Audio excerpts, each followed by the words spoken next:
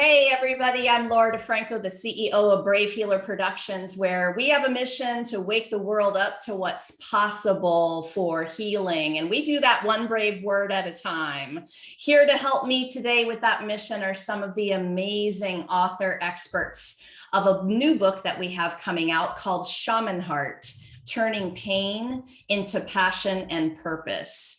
And before I introduce you to them today, let me just say a big thank you to Stephanie Urbina Jones. Stephanie, we would not be here without you. Thank you so much for bringing this stellar cast of author, master teachers, and just amazing human beings together for this book. It's been an incredible experience getting to know everybody.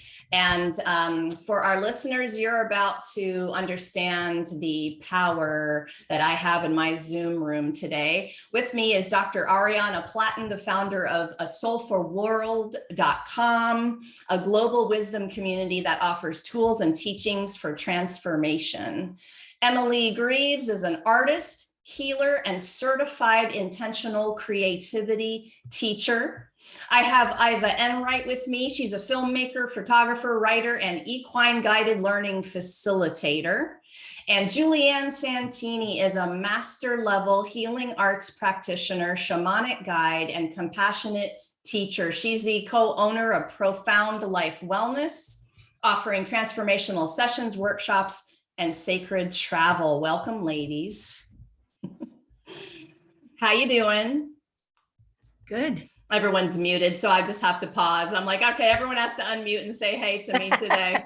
Hi. I'm glad you guys are here. I'm so excited to talk to you today. Let's start this party with Ariana. Tell us about the beautiful chapter that you wrote. I was listening to your introduction, Laura, and thinking about the idea of brave words. This book is full of brave words. I wrote chapter 12, and which is called Beyond Religions. And the thing that was challenging for me about writing this chapter, and I've had the pleasure of working on some great books, some great collaborative books in the past. This was the most challenging book, I think, for me to write for. And mostly because it invited us to really look at the pain that took us to where we are today. What happened in our life that really created who we are. And this particular story that I shared is about an incident that happened with the Catholic Church when I was 12 years old. And unlike all of the things that you might expect happened with the Catholic Church, this was really different for me. I grew up in an Italian Catholic family. I grew up fervently Catholic, really loving, went to Catholic school, loved Catholicism, really wanted to give my heart and soul over in that environment, and came up against a priest who, when I asked why girls couldn't be altar boys, explained to me about the story of Eve and all the harm that women cause in the world. And at 12 years old, when your whole heart belongs to the church, when everything you are belongs to the church, that's a devastating experience. And at that moment, I felt like my life had been pulled out from underneath me, like everything that I believed the Savior up on the cross was no longer my Savior, he was no longer for me, because I was a second-class citizen. And so my experiences in religion continued through my life to go that way as I floated through several different paths until I found a place where the divine feminine was valued. And ultimately, after 40 years, came back around to a metaphysical understanding of Christ consciousness, and stepped into ministry. At 50 years old, became a minister in a pulpit situation, in a congregational situation. Took all of that time to really move from the hurt in my heart to how that hurt steered me and made me explore across religious platforms and all of that. So writing this chapter for me was the release Like this story can now go, I don't have to carry it in my heart anymore. There's something that I can share that maybe people will gain some insight and inspiration from. And now I get to move into whatever is next on my path. And I really felt the release as the book was released. I read that piece of your chapter and was like, holy cannoli. Like, do people say that kind of stuff? Like, what? So had you ever written this story before anywhere? No. Okay. So that was part of the release, was that this, yeah. Yeah, but part of it too, I think, is just we're kind of conditioned. I'm a big interfaith advocate, and I'm really conditioned not to be in judgment of faiths and how they work. So finding a way to tell this story that felt honoring, that allowed me to say, yes, it sucked when it happened, but look where it took me. Look how the healing took me on this amazing journey. That was an amazing experience for me. Well, and I think it takes another level of awareness, which you all have. I feel so grateful to be able to play every day with people like you who are walking their walk. And Ariana, you are one of those people that it takes a certain level of awareness to look at pain like that.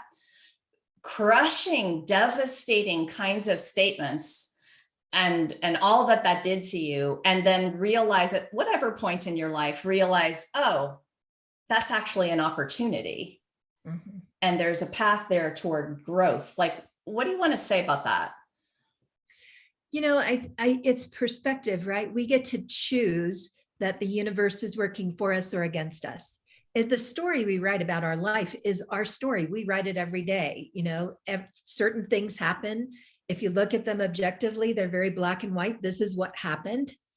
We get to write the story about what that means to us. And that's where freedom lies. That's where power lies, is in our story.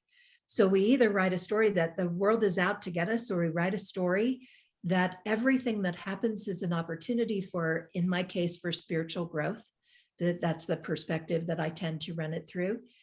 And holding that perspective makes me see things I wouldn't see otherwise, turns my eyes toward the positive, and opens me to the possibility that something good will come out of this. I had a person in my congregation who I went to see in the hospital, and he was an older guy, and he could have been taken out by what was going on with him. He was working hard. And I said, so tell me how you are. And he said, you know, I can't wait to see the good that comes out of this. And I just think about that all the time. Like, in the hardest moments, I can't wait to see the good that comes out of this, because something good will. I love that so much. That is a version of something for me, which goes something like, what else is possible here? Can't wait to see what comes next, right? Right. That's right. So awesome. What an amazing attitude too, and carry you very far in life to keep that attitude up. Ariana, thank you. I can't wait for everyone to read your chapter. So, Emily, you are up next. Your writing is poetry for me. I love just every juicy morsel of it. Tell us about your amazing chapter. Thank you so much. It's a pleasure to be here with you all.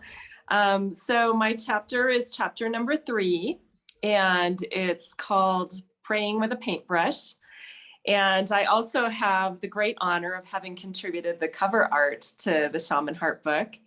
And so that can give you kind of a little glimpse into what my chapter is about.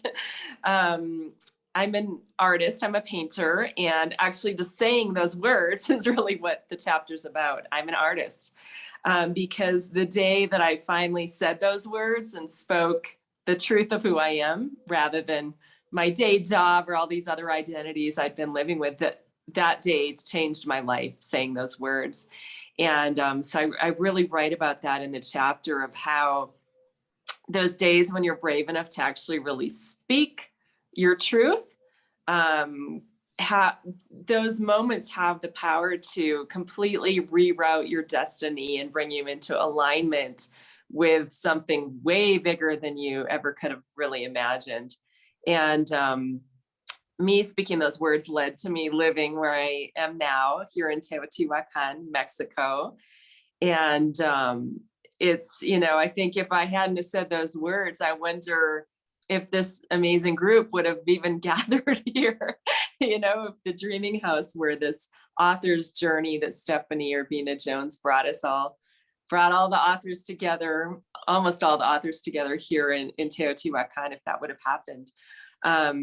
What I really speak about, one might say there are many stories I could have told for Shaman Heart, stories of, extremely painful things I went through and how I healed those. But I chose this particular story, which perhaps on the surface, not something really painful or, like a big trauma or drama, but just something so key that took me out of, I think, an existence a lot of people can relate to, which was this kind of what I call the low hum vibration existence.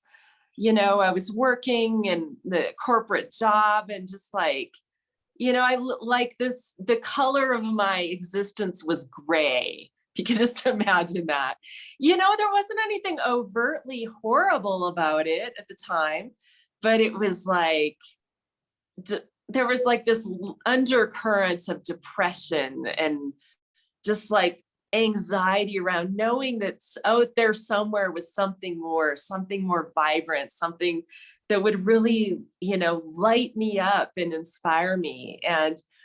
And so that's the story I tell of how I was able to shift out of that low hum vibration and actually begin living, a life of dreaming, a life that is inspired.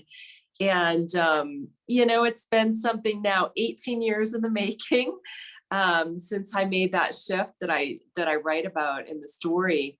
And it's been a time of just really learning about my intuition, how to listen for it, how to follow it. And for me personally, much of that exploration of my intuition has to do with a deepening of my relationship with the Virgin of Guadalupe, the Divine Mother, as she appears here in the home of my heart of Mexico, and following her lead, her guidance. And so that's something I really explored. It was fascinating for me to explore in the story, in the chapter that I wrote. I've written much about both of those things, but putting them really together, something became cohesive for me in my own understanding of how my relationship with the Divine Mother actually is my relationship with my intuition, that those two are inseparable for me, and have been made this intuitive way of creating, an intentional way of creating in my artwork and in all things that I do, have made that something really sacred for me. And so it was really sweet to be able to offer that kind of, a sacred way of creating through telling my story. So I'm gonna pop back just a notch or two and say to you, it's courage to take the leap. Even if it was the 18 years ago, Mark, I had to chuckle when you said that. And I think sometimes we tell our stories and we make it sound so easy, but that had to have taken so much courage. Would you talk about that for a minute? Yeah, well, I call that phase of my life graduate school and faith. I always wanted to go back to school and get a master's degree or something. I'm like, no, life just handed it to me. It was really, I think even I myself forget how much courage it took, or how afraid I was, how much anxiety there was in all the logistics. But one of the things I learned, and it served me because the past 18 years have been more of that, more courage required. Oh no, more bravery, more faith. I mean, it's been an ongoing process.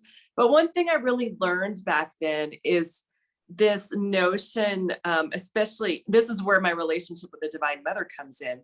This notion that I actually don't have to figure everything out. Like, I mean, there were moments where I was just like trembling. I mean, I was like, I did rid myself of all my worldly possessions kind of a thing. I mean, so you can just imagine what this, like I gave up a corporate job, a brand spanking new car that I'd bought on, 5 years credit. It was only 9 months old. So like nobody wanted to buy it. I mean, all kinds of seemingly insurmountable obstacles, even immigration situations, money. I mean, like you name it. And one thing that I really learned is that I actually don't have to figure out how to resolve all these problems. Like it literally was like pray with a paintbrush, like bring your prayer in, into your body, into your heart, and just like give it up to the Divine Mother. And for me, that works through the creative act, that I can actually pray by making paint marks, or even just like dots or something on a piece of paper if I don't have a canvas. But that there's this way in which I'm giving up my problems to something greater than myself, that I actually do not in my little mind have to know what the solution is going to be, but that I can deliver that through prayer. And literally through that, my prayers were answered. The most complicated logistical problems were resolved, including that car, where out of the woodwork came a friend of a friend who said, "Hey, I hear you're trying to get rid of your car. Would you mind passing the car payments over to me?" He was selling real estate, needed to show up to meetings in a new car, and he had a bad credit history and hadn't been able to actually buy a new car. So he'd been renting cars for enormous sums. So, and he even had the same car insurance company as I did. So it was like this smooth, just signed it over to him, and he ended up paying off the rest of the payment. And then I signed the title over to him. Like, who would have thought of a solution like that? The Virgin of Guadalupe did, because I asked her, I'm like, please help me find a solution for my car. And so I learned about faith in that graduate school in faith. Yes. Oh my goodness. Thank you, Emily. I can't wait for you all to read these chapters. They're brilliant and full of hope and full of inspiration in so many different ways. I pray with my pen and my keyboard in my writing a lot of the time. Yeah. Yes. Iva, you're next up. Tell us about your amazing chapter. My chapter is chapter 11, and it is Bella the Intrepid, how a rescue horse rescued me. Let's see, what do I say about my chapter? It was actually writing the chapter was for the first time in 8 years. It was like a portal for me, actually, to actually write it. It is kind of the simultaneous story of me experiencing profound loneliness within my very long marriage, and discovering that the way out of that loneliness I found in such a surprising place, which was first the relationship with the actual place, which never occurred to me that a place would have a song and have a story. And then was really through my relationship with this little rescue pony who just sort of arrived in my life around the same kind of time. And what I learned from her was that if I was not authentic in my feelings and in myself, she would have nothing to do with me. So I had never really understood that I wasn't being authentic. I didn't even really quite know what that meant. And this concept of being congruent, what does that mean? If I was smiling on the outside, surely everyone would believe me, but not this little horse. She was like, no, that is not what you're feeling. And that makes you scary to me, because a prey animal relies on their intuition and their perception of movement and body language. And so, we don't realize the signals that we're giving with so much more than our words and our even smiling, et cetera. We can't really fake it for other species. So that's really what my chapter is about. And it was a very profound experience and really tremendous path, actually, for me. I Loved Yeah. reading about you brought me into such deep scenes of the nature that you were describing, both the animal and just the setting. But I've experienced some equine therapies through my myofascial world, and had a profound experience being able to go to a farm where they rescued racehorses off of the track. Mm.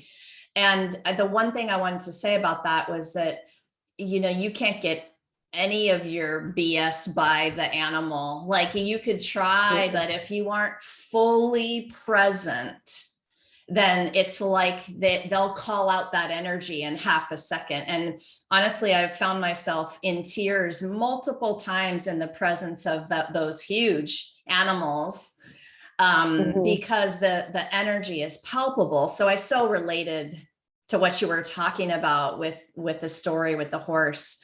And don't you think also then that it helps you be better with humans?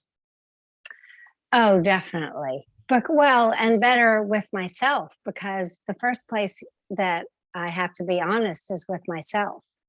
So every time I'm out in the pasture with now 3 donkeys and 3 horses, I have to be accountable with myself.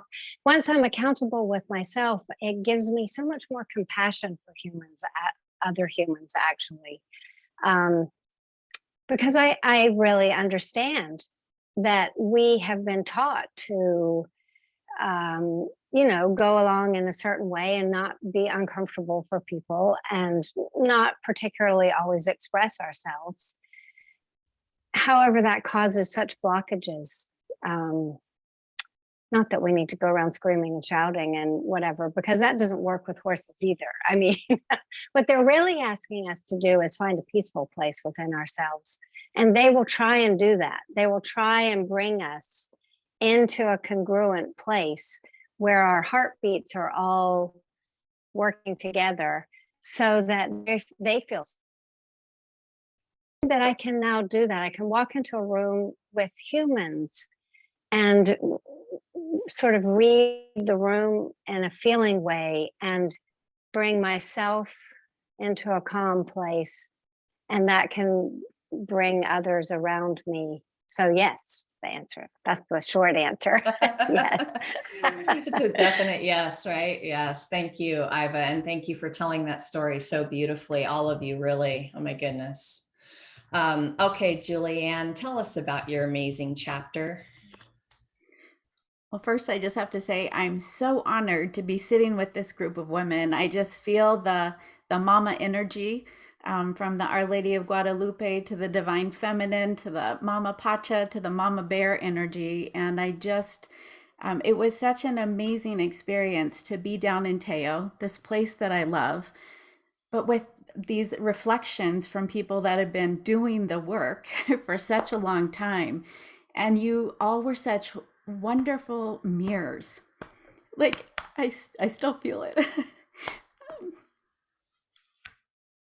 I think all of us have felt it since we were together. I'll mention really quickly for the listeners who don't know about this particular project with all of these beautiful authors. We had the great pleasure and honor of being together in Teotihuacan with Emily and at the Dreaming House, and Stephanie and her husband Jeremy brought us down to have the project start in the energy of that bonding and being together. And it was a very profound experience, I think, for everybody who was there. So we're all feeling you, Julianne.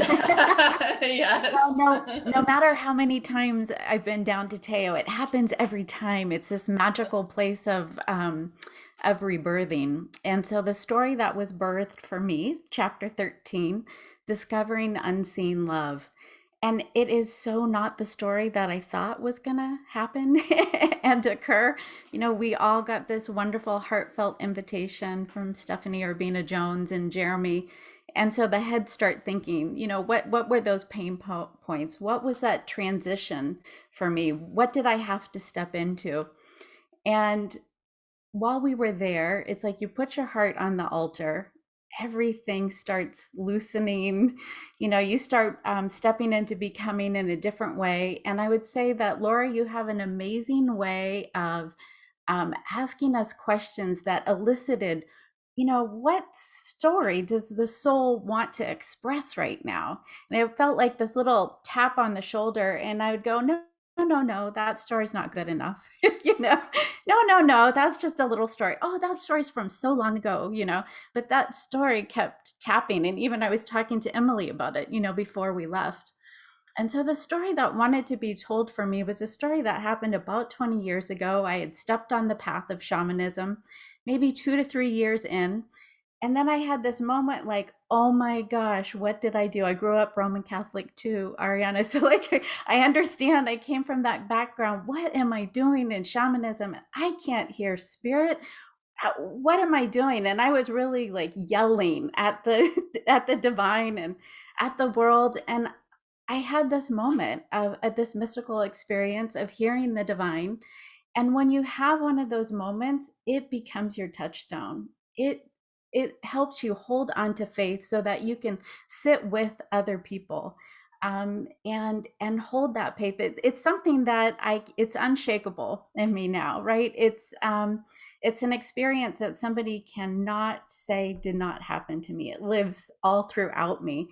And it was so interesting when we got down. One of the very first things that happened down in Teo is Ariana gave us these little stones that were to be touchstones. And I had no idea that I was going to be sharing my story, which was a touchstone of my faith. And that has been with me and filled me every step of the way since then. Yes. Oh my goodness. I love hearing you all talk about this, and just thank you so much to all of you, not just for saying yes to this, but for taking on my challenge, which was to share a vulnerable story and to go ahead and lay it out there for people to understand, but also just know that you give readers permission to be their awesome selves because you were the trailblazer of that. And then our authors all step up in their chapters to move through to their medicine. You all are master teachers, and you do that every day with your clients and the people that you're around. But it's another thing altogether to then write that in words in a book in a way that the reader can have that experience with your medicine. So thank you all for doing it so brilliantly. Seriously, this book, oh my goodness, it was an experience for me to have been with you all, and the book is other level in so many ways. It's hard to describe. Okay, this next question for all of you, I'm going to start with Emily. What does it even mean to practice having a shaman heart? What does that mean to you? For me, shaman heart is more like, rather than shaman, I think more of animism, like just recognizing this animating force that exists in everything, and that my heart can connect to that. So it's this way of finding great connection with all that is. And I think the greatest wounds that we live in our lives are those of disconnection, of this sense that somehow we're separate from the all that is, from source, from that which animates all. And so for me, this notion of shaman heart, of this, is to come to shift my perspective from the place of separation into a perspective of seeking and finding connection, that my heart is animated and enlivened and inspired by something that connects me to everything. I mean, it sounds like such a simple concept, and it's the most complicated concept that our minds really will never be able to wrap themselves around during our lifetimes. And I trust that we will return to it someday when we leave this physical life, which is, and a lived experience of separation, and that our challenge is to find connection from here. Like, can we do that? That's what we're all looking for. And we catch glimpses of it. And the way to catch the glimpse of it is from coming into the heart. That nothing opens the heart faster than gratitude. It's this thing that I'm always contemplating, like, how can I open my heart and find that connection, find that awareness and perception of oneness. And so practices of gratitude bring me into that. That's what Shaman Heart means to me. You know, it's a lifelong quest, and one that inspires me so much, and it's something that I'm so passionate about. That makes me think of Ariana's guy who said, I can't wait to see the good that comes out of this. Yeah, that's awesome. Thank you. Thanks for describing something that's very difficult to describe. And I love the way that all of you are using your unique voices in this book. We need every single voice. You all know this, right? Because somebody needs to hear it in exactly your words, your unique, brave words. Yes. Okay. So Iva, how about you? What is a shaman heart for you? I was hoping you were going to say me next. I couldn't remember the order. You know, Emily and I work a lot together. So my first thought is to say is what Emily said. No fair. Well, that's the thing about going second, third, or fourth on any question. Yeah. So it's hard. Yes. So, but no, she and I actually do work a lot together, and I would say that again, for me, it definitely is an animism idea as opposed to what I would call shamanism. For me, what animism means is that, in fact, we are part of the whole web of all of creation in the experience of being physical. So my medicine was about being filled with the light of the sun, which I learned in Peru. And the work with the horses and what they bring is this concept of seeing through the heart. So it is, and that really is a different language than human language. And once our hearts can open to this other language that is being spoken all around us in the natural world and with other species, we realize that we are part of a whole extraordinary creation and that we aren't alone. So I suppose this concept of shaman heart for me is a concept of seeing through the heart and realizing that we are part of the fabric of life, which is, that, as Emily says, a lifetime quest. Yeah, it's not about that destination. It's an ongoing.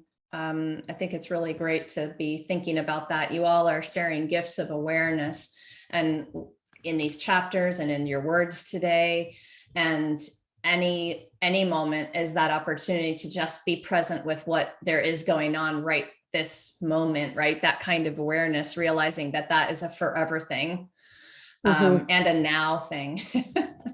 Right. Yeah. All right. So Julianne, what would you add in your words? What does it mean to practice having a shaman heart? So many different definitions of shamanism. So one of the definitions that I use is somebody that can see in the dark, right? And somebody that can see to the heart of the matter. So during this time right now, there is a lot of darkness. There is a lot of confusion. We need people with those open hearts from gratitude, from beauty, to be able to see light in the darkness. And when you're at that crossroads, or when you're feeling lost or in existential crisis, you want somebody to sit next to you that can see the light in you, that can see that light in times of darkness. And we're each being called to this again and again and again. I think it's how we are our brother and sisters keepers, really, by seeing that light in them, by doing our daily practice, keeping our hearts open, being out in the sun, whatever our daily sadhana is, so that we can keep accessing that place of the shaman heart. That has come up in so many different interviews, and it's so important, seeing the light in other people. But would you also say the possibility of light in the world too, considering what is going on right now as we have this interview? Absolutely. And several of us have said at different times, the opportunity. What is the bigger opportunity that's there? If we look at a moment of crisis, what is the bigger opportunity? It's like there's this huge olive branch being extended to us. So if we can keep dipping into our heart, we can see it. We can be there. We can share that with each other. Beautiful. Okay, Ariana, I know it's hard to be last on this one. What's it mean to you, aside from what everyone has already said? Yeah, I'd agree with everything that everyone else has said. The one piece that I would add is that we sometimes see our lives as so singular, and we are here as the result of our ancestors. That we carry so much forward in our very presence. When you think about, how many parents you had, how many grandparents you had, how many great grandparents you had, and back and back and back, the line just keeps widening to the point that there are hundreds and then thousands who had to live the life they lived for us to be able to be here right now. And there's a little woo-woo in that, right? Like, it's like, whoa, that's just too much. I have everyday stuff to think about, Ariana. Don't make me think about all of that. But the front line of that is that we have to live the exact life we're living and be open to the future and understand that we are ancestors for people who are coming. And to me, Shaman Heart is seeing the lineage going both directions. It's understanding that what we do now ripples forward beyond time in existence. And that there is like I said, there's a little woo-woo factor there to think about being this line of connection that goes through your heart, behind you and ahead of you, that carries wisdom in both directions. And so for me, Shaman Heart is about being willing to open to the possibility that there's more available to us and more happening here than what we actually see in our present moment. And it's having a willingness to look at the present moment as so very temporary in the larger scope of the universal existence that we share. Your ability to take responsibility for something like that makes you the ultimate badass. Like, really, if you think about this, you guys, like, to even have the thought that you're thinking about I wrote it down. We are ancestors for people who are coming after us. To even have the awareness of that thought is badass. So I'm just recognizing you're badass. That's all. All of you, seriously. Okay, so for our viewers today, I love the topic of awareness because I think it's such a big gift. With it, anything is possible. I want to know one of the ways you practice that on the day-to-day. And I know you could say 30 things, but today I just need one of the ways you practice your awareness. What's one of your favorite strategies? I do actually do this little practice that I put as my medicine in the book, which I allow heavy energy to drain through my feet and receive the light of the sun, and it brings me present. But it also gives me awareness of what's going on within me. And I think that little practice is actually really how I stay present. And it also keeps me connected to a feeling of hope, like Juliana was saying about the light in people. First, again, I think everything has to come from me first. So I have to find the light in me before I can see it in others. So that's my one thing. Yes, and it's definitely the purpose for the question, because as healers, you understand it, you have to give from your overflow, not your reserves. So, and because we give for a living, us healers and teachers and artists and, the people that we are. So yes, perfect. That was perfect, Iva. Thank you. Okay. Julianne, how about one of your ways? Sure. So I could expand on that one too. I would go out in the morning as well. I love being out in nature. It's something that brings my body back into harmony. We talk a lot about in transformational healing being your authentic self. And I feel like stepping into nature helps us return to our true nature. And so my practice would be going out into nature and looking at what's sparkling, what's catching your attention. And it could be the movement of the tree, a color, a bird that's flying by, because whatever's catching your attention has prana, life force. It's a gift for you that day. And you could imagine yourself literally scooping up, some of that energy, some of that light force, bringing it into yourself. And that for me is a harmonizing. It's for me connecting to my true nature, but then the nature around me and all things. So it brings me home. I love that. Look at what's sparkling. Yes. Twinkle, twinkle. All right, Ariana, how about you? What's your way? There are lots of different things that I do without much thought. About a year ago, I had a run-in with lung cancer, and I thankfully was caught early, had surgery, am completely clear of that. But it made me value my breath, and the not just the breath that we kind of breathe when we're going through the day, but I learned to take a breath that fills my lungs all the way down to the bottom, so much so that it expands my rib cage, to actually stop and breathe to the point that I can feel my rib cage expand, and to use that as an opening, that this fullness of air is available to me all the time. This inspiration comes in through the breath all the time. And we do it so much without thought that when we pause and recognize the gift, it's the thing we can't live very long without at all, right? Seconds, and we're off the planet. And yet we just don't even notice it. And it's with us every day in all that we do.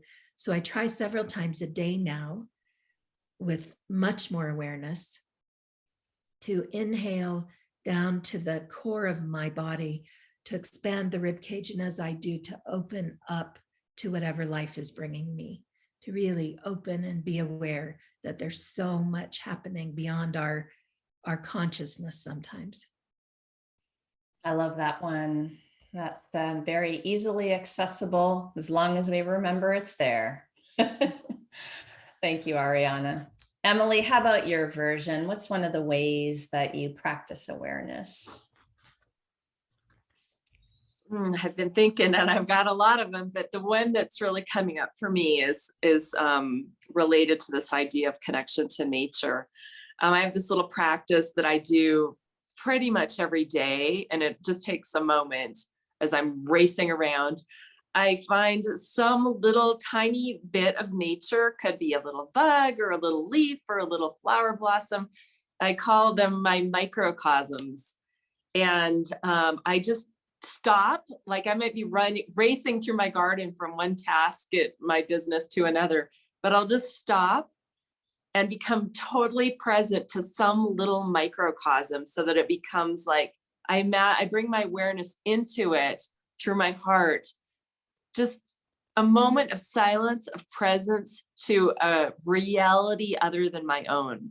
So for example, a little bee sitting on my lavender bush, I'll just become as present as I can with that one bee for 2 minutes. Just be with it, nothing to do, nothing else to focus on, just my awareness, not on the bee, but with the bee. As if not like I'm observing it, but I'm participating with it in existence. And it's like, it's just that slight little shift up of perception. It's like, I'm not looking at it, I'm being with it. And that actually serves to bring me totally present with myself, opens my own awareness to how I'm being. So little microcosm, little practice. Be with the bee. Yeah. Yes. Be with the bee. I love that. I have been with a bee. That sounds terrible. Sitting in The my birds and the bees. Yes, exactly. Oh, I love that. I love that so much. It's funny. I sit next to a flower bush sometimes outside, and they come to the azalea, and I don't mind that they're right there. I know that they're busy doing their thing with the flowers, and sometimes they'll be so close that you can hear the little noise. I love that. You're giving me a little flash to my garden. Thank you. Yeah. All right, ladies, I have one last one for you today, and we're going to have to do the speed dating version of this question. Okay. So I need it in a sentence. I'm going to challenge all of you. So listen, we author, expert, teacher, amazing people, we actually like to talk about ourselves as guides or facilitators. We don't fix people. We empower them to connect to their own inner wisdom. And I know all of you know that and agree with that and do that every single day. So I just want you to fill in the blank for our listeners today. So Julianne, what do you want them to remember to help them feel empowered today? Oh, and remember to unmute, my dear. There we go. That this is your time. This is your time, and your energy, your gift, your presence is so needed on the earth right now. This is your time, and lean into those people that you feel can hold you, listen, and that are your biggest and best cheerleaders, because we need every ray of light. This is why we're all here. Yes, thank you. Ariana, how about you? What do you want them to remember today? Write a good story about your life. Write a story that serves you. You're in charge. You have the pen. Nice. Emily, what's yours? You are animated by a great life force energy that you can tap into to create your own creations. You are a creative being. I love it. Okay, Iva, you're going to close us out today. What's yours? Okay, you are the one and only ever unique expression of the cosmic divine, and no one else can express it like you. So being your authentic self is the greatest gift you can be. Yes, there's the golden glitter heart for all of you today. Oh, you guys are so awesome. Thank you so much for what you all do in the world and for being here today to share it with everyone. Thank you. So, all right, listeners, I know that you heard some crazy, amazing things today, and you're probably like vibrating and buzzing and you've got goosebumps. So if one of our authors said something today and you're curious, drop down into our show notes because I have them hooked up with their websites. They are up to some pretty awesome things in the world, and you're going to want to explore. They're very generously there for you for support and to answer questions. Go to their sites and see what's going on. And of course, you can join us for our live stream book launch party coming on April 13th at 10 a.m. Eastern. That's going to be on the Brave Healer Productions Facebook page. And I have you hooked up down there as well with that. Shaman Heart, turning pain into passion and purpose. We'll have all of the authors there sharing some of their wisdom. And if you're listening to this after April 13th, well, that means you got to hop over to Amazon because our book is ready to roll and you can grab your copy. And lastly, today, everybody, remember your words change the world when you're brave enough to share them. So it's time to be brave. See you next time, everyone. Bye, ladies.